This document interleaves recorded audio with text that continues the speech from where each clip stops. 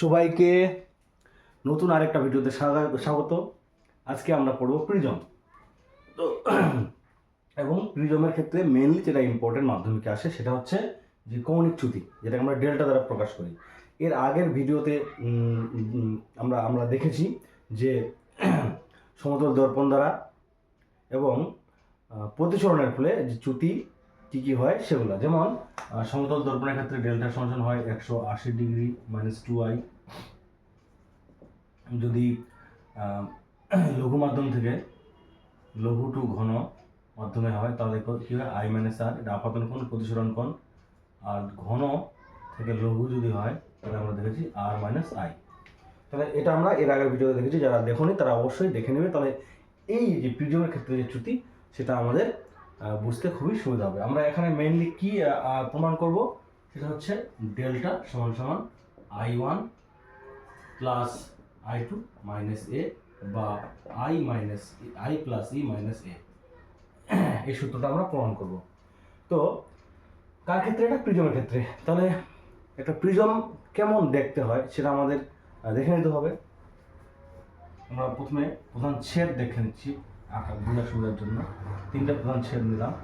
একটা হচ্ছে x Y Z, A B C P Q R, এগুলো যদি যুক্ত করে দিই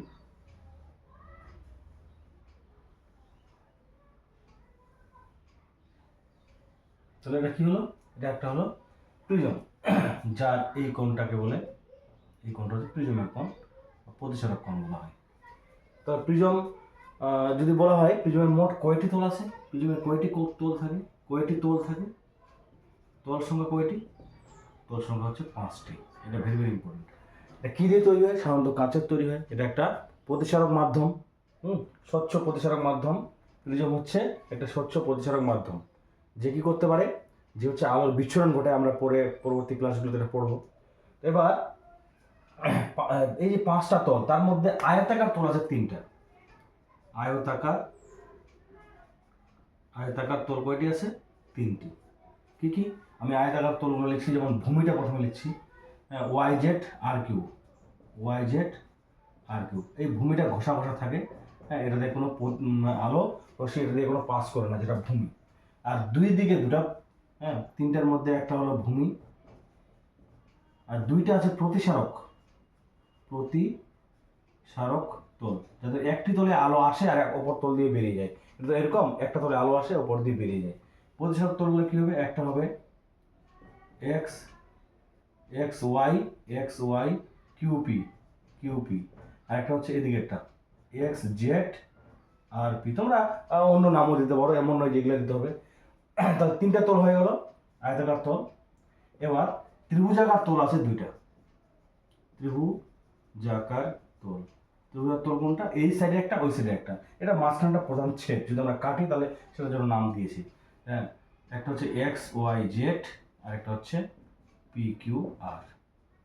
তাহলে এগুলো হচ্ছে ত্রিভুজাকার তল। তাহলে দুই দিকে দুটা ত্রিভুজাকার তল, ভূমিতে একটা আয়তাকার তল, আর দুই দিকে দুটা হচ্ছে আয়তাকার তল। তাহলে মোট আয়তাকার তল হচ্ছে 3টা আর ত্রিভুজাকার তল হচ্ছে 2টা। এইভাবে হচ্ছে মোট তল কয়টা? মোট তল হচ্ছে 5টা। ঠিক আছে? তাহলে তল সংখ্যা আমরা বুঝতে পারলাম, একটি প্রিজমের মোট 5টি তল থাকে। আচ্ছা, এবারে আমাদের ভেরি ভেরি ইম্পর্টেন্ট কতগুলো জিনিস জানতে হবে। এই যে এক্স এ পি, এটা কি? এক্স এ পি, এটা হচ্ছে প্রান্ত রেখা। আস্তে আস্তে এই যে প্রতিসারক যে তল দুটো আছে, আস্তে আস্তে কি হয়েছে? একটা রেখায় পরিণত হয়েছে, পরস্পর মিশে গিয়ে কাছাকাছি এসে রেখায় পরিণত হয়েছে। এটা বলে প্রান্ত রেখা। প্রতিসারক তল তো বলে দিলাম। আর একটা আছে কি, যে এ বা কোণ এ, এটা হচ্ছে প্রতিসারক কোণ। এই এ বা এটাও এ, এটা সবগুলো কোণ এগুলো সমান হবে, এটা হচ্ছে প্রতিসারক কোণ। তো এখানে প্রিজম যে আমরা যেটা আমাদের সিলেবাসে থাকে বা যেগুলা দিয়ে আমরা রশ্মি পাঠিয়ে আমরা বিভিন্ন পরীক্ষা নিরীক্ষা করি, সেখানে বলা হয় পাতলা প্রিজম। পাতলা প্রিজম কাকে বলে? পাতলা প্রিজমের ক্ষেত্রে সংজ্ঞা দেওয়া হয় যে প্রতিসারক কোণ যেটা, সেটা হচ্ছে 10 ডিগ্রি বা এর কম যদি হয়। প্রতিসারক কোণের যে মান, এই যে এটা তো অনেক বড় হয়ে যায়, যদি এটা 10 ডিগ্রি হয় বা 10 ডিগ্রি থেকে ছোট হয় তাহলে সেটাকে বলা হয় পাতলা প্রিজম। পাতলা প্রিজম। তাহলে আমরা বুঝতে পারলাম প্রিজমটা কেমন দেখতে। এবার আমরা হচ্ছে প্রিজমের ক্ষেত্রে যে এই যে রাশিমালা নির্ণয় করবো তার জন্য আমরা একটা প্রধান ছেদ নিয়ে নেব, প্রিজমের প্রধান ছেদ। তাহলে এগুলো মিশিয়ে দিচ্ছি। তাহলে প্রিজম হলো একটা স্বচ্ছ সমসত্ব প্রতিসরক মাধ্যম, যেটা হচ্ছে সাধারণত কাঁচের তৈরি হয়। তাহলে প্রথমেই আমরা একটা প্রিজমের প্রধান ছেদ নিলাম, যেটা ত্রিভুজাকার হবে। এই যে এদিকে একটা আয়তাকার তল চলে গেছে, এদিকে একটা আয়তাকার চলে গেছে, আর নিচে একটা আয়তাকার তল চলে গেছে। নাম দিলাম এ বি সি, দিলাম এ বি সি। তাহলে এই কোণটা হচ্ছে এ কোণ। এবার আমি আরো যে বিন্দুতে পাঠাবো সেখানে একটা অবিলম্ব আঁকাই, দুদিকে দুটো অবিলম্ব আঁকাই। এটা অবিলম্ব, এটার নাম দিলাম, একটা অবিলম্ব নাম দিলাম ও এন, একটা ও এন ড্যাশ। অবিলম্ব কেন? কারণ এই যে এই কোণগুলো 90 ডিগ্রি, এগুলো সবগুলো 90 ডিগ্রি লম্ব বরাবর আছে। এবার যদি আমরা আলোক রশ্মি একটা পাঠাই, এই বিন্দুতে যদি আমরা আপতিত করি, মনে করলাম এই আলোকটার নাম দিলাম পি কিউ, পি কিউ নাম দিলাম পি কিউ। তাহলে কি হবে? আলোক রশ্মি কি হয়, লঘু মাধ্যম থেকে ঘন মাধ্যম আছে, অবিলম্বের কাছাকাছি চলে আসবে, অবিলম্বের একটু কাছাকাছি আসবে, এই এদিকে যাওয়ার কথা ছিল একটু কাছাকাছি চলে আসছে। আবার এই যে পি কিউ, এখানে নাম দেবো আর। এটা কি হবে? এবার ঘন মাধ্যম থেকে লঘু মাধ্যমে যাচ্ছে, তাহলে কি হবে? বেরিয়ে যাবে। হ্যাঁ, অবিলম্ব থেকে বেরিয়ে যাবে। আমরা কি করব? নাম দেব, এটা হচ্ছে দিলাম আই, এটা দিলাম R1, এটা দিলাম R2, এটা দিলাম ই। ই কোণে বেরোচ্ছে, আই কোণে আপতিত হচ্ছে আর ই কোণে বেরিয়ে যাচ্ছে। এটাকে আমরা I1 I2 ধরতে পারি, যেটা যার সুবিধা, এটা কোনো ব্যাপার না। ঠিক আছে? তাহলে এই হলো আমাদের ডায়াগ্রাম। এবার রশ্মিটা যার কথা ছিল কোন দিকে? এইদিকে, কিন্তু গেছে কোন দিকে? এইদিকে। তাহলে মেন যে চ্যুতি সেটা হচ্ছে এটা, এটা হচ্ছে ডেল্টা, এটা বের করতে হবে আমাদের। তাহলে আর দুটো নাম দিই, এটা হচ্ছে P Q R S, P Q R S, যা এটার নাম দিলাম হচ্ছে এস টি এক্স, কিছু একটু দিলেই হলো। তো সমস্ত নামকরণ শেষ। তাহলে আমরা কি প্রমাণ করবো? এটা আমরা এদিকে নিই, এটা প্রমাণ করবো ডেল্টা সমান I plus E minus A, I plus E minus A, I plus E minus A, এই কোণটা হচ্ছে এ। তাহলে চিত্রে কি আছে? চিত্রে এ বি সি হলো প্রিজমের প্রধান ছেদ, প্রধান ছেদ, তাই তো? এখানে হচ্ছে ও এন আর একটা এন ড্যাশ দিই, ও এন ড্যাশ হলো অভিলম্ব, অভিলম্ব। কোণ এ সমান এ প্রতিসারক কোণ, প্রতিসারক কোণ বলা হয় এটাকে, প্রতিসারক কোণ বলা হয়। আলোক রশ্মির গতিপথটা আমরা দেখিয়ে দিই, রশ্মির বা আলোক রশ্মির গতিপথ, আলোক রশ্মির গতিপথ কি হবে? পি কিউ, পি কিউ হয় কিউ আর, কিউ আর হয় আর এস দিয়ে বেরিয়ে যাবে, আলোক রশ্মির গতিপথ। আপতন কোণ, আপতন কোণ কোন বিন্দুতে? কিউ বিন্দুতে, কিউ বিন্দুতে আপতন কোণ আই ও প্রতিসরণ কোণ কত? প্রতিসরণ কোণ কত? আর।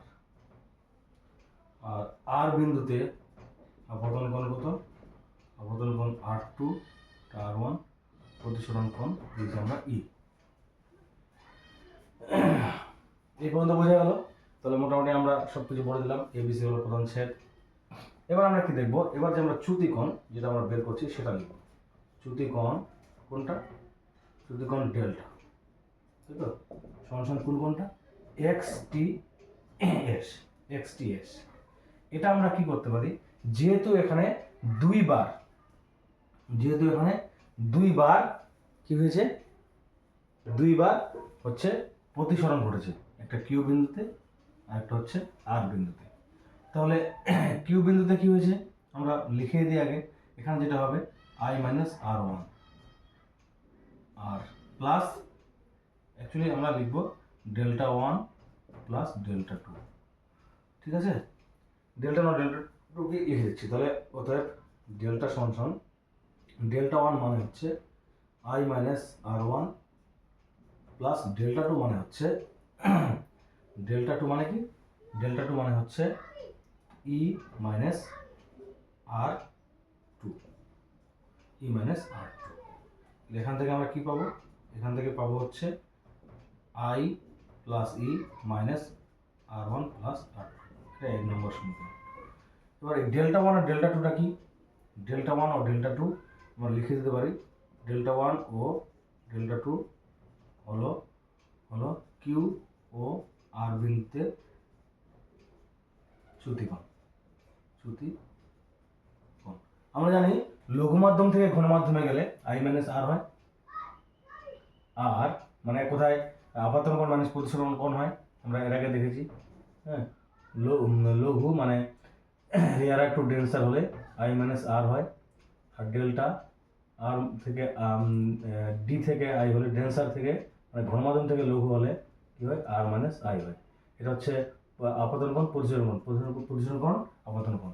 তাহলে এখানে কি হয়েছে, এখানে প্রথমটা তো ইজি, এটা আপাতন কোণ থেকে প্রতিসরণ কি বলে লঘু মাধ্যম থেকে ঘন মাধ্যম, তার জন্য আপাতন কোণ মাইনাস প্রতিসরণ কোণ হয়েছে এই জায়গা, এই জায়গা। আর এখানে কি হচ্ছে ঘন মাধ্যম থেকে লঘু মাধ্যমে গেছে, তার জন্য হচ্ছে কি প্রতিসরণ কোণ মাইনাস আপাতন কোণ। তাহলে এটা বুঝতে পারলে আমার হয়ে যাবে। ঠিক আছে, এরপরে আমরা কি করব, আমরা দেখব একটা চতুর্ভুজ দেখে নেব। এই যে এ কিউ ও ই চতুর্ভুজ, এ কিউ ও আর, এ কিউ ও আর এর এই চতুর্ভুজ থেকে কি পাবো, এই চতুর্ভুজের চারটা কোণ, কোণ এ প্লাস কোণ সংক্ষেপে কিউ দিতে পারি, বা অনেকগুলো কোণ যেহেতু আছে আমরা পুরো কোণটা লিখি, এ কিউ ও প্লাস কোণ ও প্লাস কোণ ও আর এ সমান সমান 360 ডিগ্রি। এটা সবার জানা আছে, চতুর্ভুজের চারটা কোণের সমষ্টি কত 360 ডিগ্রি। আচ্ছা, এবার দেখতে পাবে তোমরা এই কোণটা আর এই কোণটা হচ্ছে কি কোণ, এই কোণটা আর এই কোণটা হচ্ছে 90 ডিগ্রি কোণ। তাহলে কোণ এ প্লাস প্লাস 90 ডিগ্রি প্লাস কোণ ও প্লাস কোণ আবার 90 ডিগ্রি। কেন 90 ডিগ্রি হলো বলে দিচ্ছি আমি, 360 ডিগ্রি। তাহলে আমার কি হবে, কোণ এ প্লাস কোণ বি সরি কোণ ও সমান কত পাবো 360, আর 90 90 180 বিয়োগ করলে 180, এটা 2 নম্বর সমীকরণ। কি হলো, এটা কেন 90 ডিগ্রি হলো, যেহেতু আমরা দেখো লম্ব আছে এ বি লম্ব ও এন, ও আর একটা লম্ব আছে কি এসি, তারপর লম্ব হচ্ছে ও এন ড্যাশ। এটা বুঝতে পারলে কিনা বলো, এই এটা অভিলম্ব এ বি বাহুর উপরে, আবার এসি বাহুর উপরে এটা লম্ব। তাহলে এই যে পুরো কোণটা ও কিউ এ কিউ ও এটা 90 ডিগ্রি হবে একদম। আবার এটাও কি ও এনটা কি, ও এনটা হচ্ছে এসির উপরে লম্ব। তাহলে আমার এই পুরো কোণটা এ ই আর ও 90 ডিগ্রি হবে। তাহলে আমরা পেলাম। এবার একটা আমরা ত্রিভুজ নেব, কি ত্রিভুজ নেব, ত্রিভুজ কিউ ও আর এর কি পাবো, আর ওয়ান প্লাস কোণ ও প্লাস কোণ আর টু সমান সমান 180 ডিগ্রি, 3 নম্বর সমীকরণ। দেখো বুঝতে পারলে না, ত্রিভুজের তিনটা কোণের সমষ্টি কত হয় 180 ডিগ্রি হয়, একটা আর ওয়ান একটা আর টু একটা ও। ক্লিয়ার? তাহলে এবার হচ্ছে আমরা 3 নম্বর ও 4 নম্বর থেকে কি পাবো, এই সরি 2 নম্বর আর 3 নম্বর থেকে, 2 নং ও 4 নং থেকে পাই কি পাবো, 2 নং ও 3 নং থেকে পাবো আমরা হচ্ছে 2 নং ও 3 নং থেকে পাবো আমরা হচ্ছে কোণ এ প্লাস কোণ ও সমান সমান আর ওয়ান প্লাস কোণ ও প্লাস কোণ আর টু। এই যে দেখো এটাও এই যে 2 নম্বরে কি যে 180 সমান সামথিং, এখানে 180 সমান সামথিং, তাহলে সামথিং সামথিং ইকুয়াল হবে কিনা, তাহলে এই যে এটা আর এটা ইকুয়াল হবে, যেহেতু দুটার মানই আমার 180 ডিগ্রি, তাহলে 180 ডিগ্রি তো এই একটা কোণের মান 180 ডিগ্রি হয়ে গেলো। তাহলে এবার কি হচ্ছে এখানে এই ওটা কেটে গেলো, তাহলে আমরা কি পাচ্ছি R1 প্লাস R2 সমান সমান কোণ এ, বা শুধু এ লিখে দিতে পারি আমরা। তাহলে এই যে মান, এই মান আমরা 1 নম্বর সমীকরণে বসাবো, এই যে 1 নম্বর সমীকরণ, তাহলে আমি পেয়ে যাবো। তাহলে অতএব 1 নং সমীকরণে R1 প্লাস R2 এর মান এ বসিয়ে পাই। 1 নং সমীকরণটা কি ছিল? 1 নং সমীকরণ ছিল আমার হচ্ছে ডেল্টা সমান সমান I plus E minus R1 plus R2, R1 plus R2 মান কত এ, তাহলে ডেল্টা সমান সমান I plus E minus A. I দিলাম কেন? Angle of incidence, angle of emergence, তাহলে যেটা বেরিয়ে গেছে সেটাকে আমরা ইও লিখতে পারি, বা অনেকে আমরা এটাকে আইটাকে I1 আর ইটাকে আমরা লিখতে পারি I2, এটাকে লিখতে পারি আমরা I1, তাও হবে, কোনো সমস্যা নাই, তবুও একই আসবে। তাহলে এটা মাধ্যমিক পরীক্ষায় প্রচুরবার এসেছে, তোমরা ভালো মতো প্র্যাকটিস করবে, হ্যাঁ আবার আসতে পারে, যদি এটা না আসে এটা থেকে অঙ্ক আসতে পারে। আশা করি সবাই বুঝতে পারলে। তাহলে আমরা আজকে প্রিজমের যে চ্যুতিকোণ সেটা আমরা বুঝলাম। তাহলে চ্যুতিকোণের যত রাশিমালা, হ্যাঁ আমাদের হচ্ছে সমতল দর্পণে, তারপর হচ্ছে প্রতিসরণের ক্ষেত্রে লঘু থেকে ঘন, ঘন থেকে লঘু, এবং প্রিজমের ক্ষেত্রে এই চারটাই আমাদের মনে রাখতে হবে। শর্ট প্রশ্ন আসতে পারে, বড় অঙ্ক আসতে পারে, ঠিক আছে।